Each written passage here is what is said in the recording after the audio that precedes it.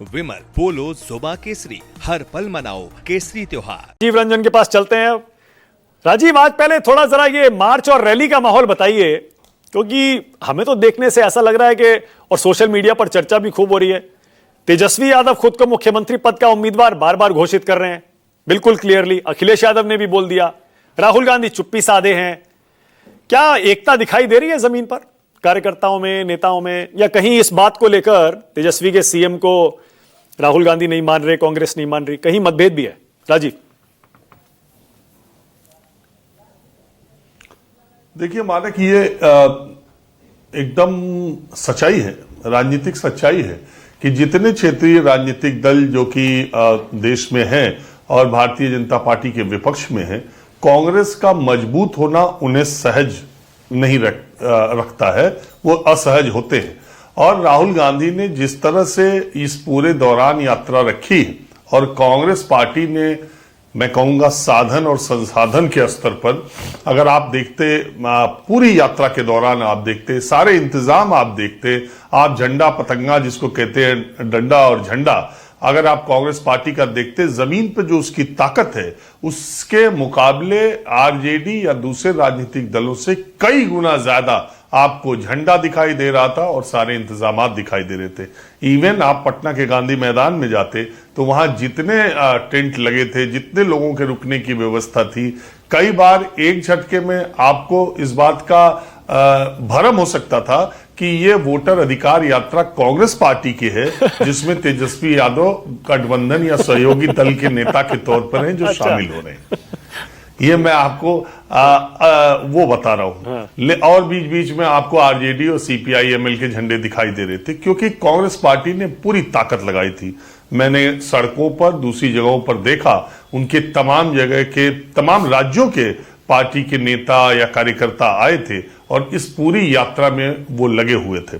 आज भी अगर आपने देखा हो वहां से आने के बाद कि उनके पार्टी के राष्ट्रीय अध्यक्ष खड़गे जी आए थे, राहुल गांधी थे ही, दूसरे और भी नेता दूसरी पार्टियों के आए थे और कांग्रेस पार्टी के भी थे।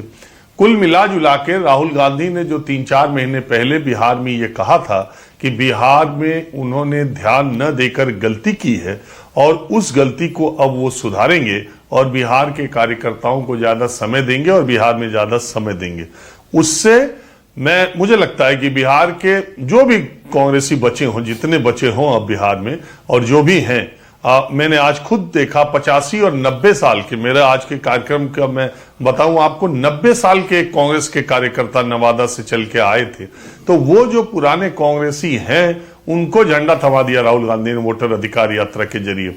जहां तक देखिए, और सच्चाई ये है कि बिहार में जमीनी स्तर पर जितना मजबूत तेजस्वी आरजेडी का संगठन या वोट बैंक है, कांग्रेस उसके आसपास ठहरती नहीं।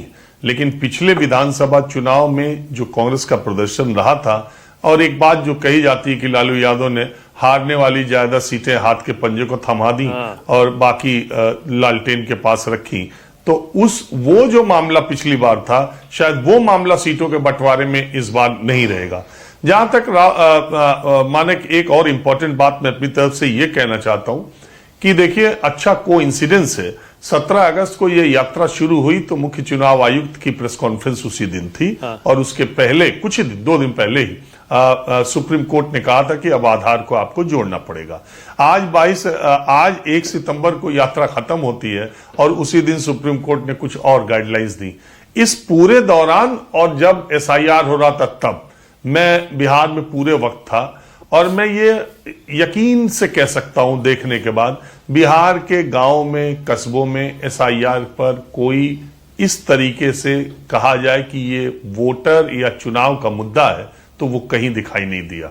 राहुल गांधी की उपलब्धि ये मानी जाएगी कि गांव-गांव, कस्बे तक उन्होंने इस बहस को पहुंचा दिया कि क्या बीजेपी या प्रधानमंत्री नरेंद्र मोदी जो चुनाव जीत रहे हैं वो सहज, स्वाभाविक है या इसमें कुछ तिकड़म है। ये बहस हर कस्बे और चौराहे तक उन्होंने पहुंचा दी। अब ये भरम है, सही है, गलत है, और जो वो हाइड्रोजन बम कह के गए हैं, मुझे पता ये चला है कि चुनाव की घोषणा से पहले राहुल गांधी एक और जो उनकी टीम है जिसने रिसर्च किया है। एक और रिसर्च करके उन्होंने एक और तैयारी की है, जो चुनाव की घोषणा से पहले एक प्रेस कॉन्फ्रेंस वो और करेंगे। राजीव, मतलब आप ये कहना चाह रहे हैं जहां जहां आप गए बिहार में इन 15-16 दिनों में, आपने देखा कि एसआईआर कोई मुद्दा नहीं है, लेकिन राहुल गांधी के आरोपों की चर्चा सब जगह होने लगी है। मतलब लोग उस बारे में बात कर रहे हैं, लेकिन उसको चुनाव का मुद्दा नहीं मान रहे। यही कह रहे हैं ना आप?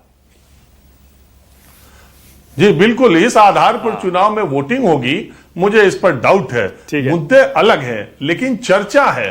और इस मामले में इस यात्रा को माना, मैं इसलिए मानक बात यह देखिए, भारतीय जनमानस गांव देहात में जब आप जाएंगे, उसको उसी गांव का या उस गांव में आने वाले दूसरे तीसरे गांव का कोई सरकारी कर्मचारी ही बीएलओ है, वो जा रहा है का पंडित जी नमस्कार, माट साहब नमस्कार, हमारा नमो है ना, होगा हाँ जी जी आपका नमो हाथ का, बस ठीक।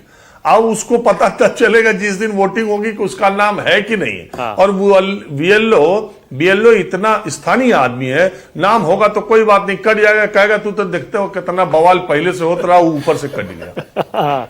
हाँ।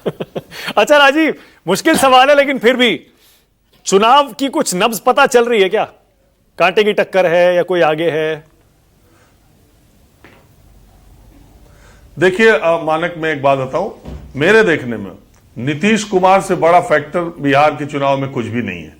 नीतीश कुमार मुख्यमंत्री हो, अगर वो आरजेडी के साथ जाएं तो भी, अगर वो बीजेपी के साथ जाएं तो भी, इस तरह से मानने वालों की संख्या डिसाइसिव वोटर्स की है। मतलब नीतीश कुमार की मुख्यमंत्री पद की कुर्सी उन्हीं को जाए, ये मानने और जानने और चाहने वालों की संख्या बिहार में बहुत ज्यादा है। और ज्यादा का मतलब वो डिसाइसिव है, वो जिधर घूमेंगे उधर मामला गड़बड़ हो जाएगा। अगर चुनाव से पहले उनके दिमाग में किसी तरह की शंका हुई कि ये ऐसा चुनाव होने जा रहा है जिसमें नीतीश कुमार मुख्यमंत्री नहीं बन सकते हैं, तो अभी एक बड़ा वर्ग है जो इसका आदती नहीं है सोचने का कि नीतीश कुमार के अलावा बिहार में कोई मुख्यमंत्री हो। तो वो वोटर किधर जाएगा, ये बता पाना बड़ा मुश्किल है। ठीक है राजीव, धन्यवाद।